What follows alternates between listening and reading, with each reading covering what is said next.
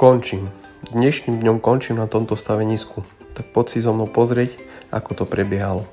Dnes musím navariť tieto dva medzikusy na potrubie, ktoré vidíte trčať zo zeme.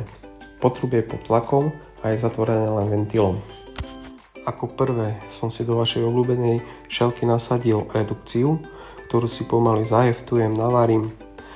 Tu môžete vidieť koreň prvej redukcie, vyzerá nejako takto. Možno sa vám páči, možno nie, to už nechám na vás. Tu môžete vidieť zvar hotový, jednej aj druhej redukcie. Medzikus mám pripevnený k trase, kde som si opäť pomohol mojou obľúbenou šelkou a pomaly sa môžem púšťať do zvárania.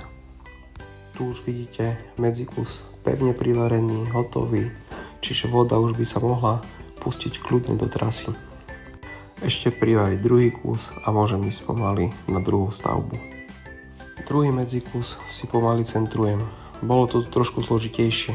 Tu môžete vidieť väčšiu medzeru dole, ako je hore.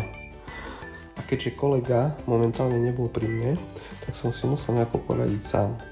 Ja väčšinou používam na to tento kladkový zdvihák, ktorý si jednoducho len zhora musíš na nejakú pevnú konštrukciu pripevniť. Okolo rúry to uviažeš tou reťazou a pomaly si to dvihneš. Tu si nastavíš smer ťahania rúry hore a pomaly s tým točíš. Ako to môžeš vidieť v tomto prípade? Takto točíš a pomaličky sa ti rúra posúva hore. Sú to trošku horšie závery, keďže musím s jednou rukou robiť a s druhou natáčať, ale tu už môžeš vidieť, ako ide pomaličky rúra hore. Takže len pumpuješ, až pokiaľ medzera nie je rovnaká, aj hore, aj dole. Tu už je to trošku lepšie, ale ešte stále to nie je ono.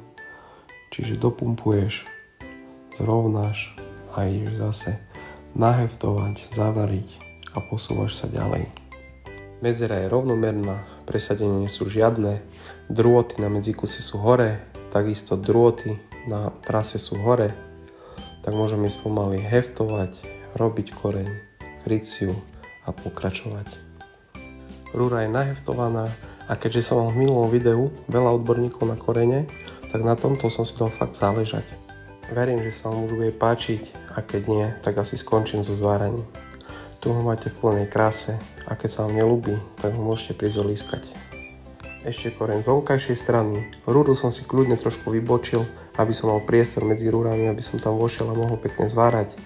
Už si ho len pripevníme z druhej strany, zavaríme a máme koniec. Zvary sú hotové, voda sa môže púšťať a ja môžem ísť na druhú stavbu v tomto fajnovúčkom počasí. Takže majte sa, pekný deň a zanechajte kľudne nejaký komentár. Môže byť aj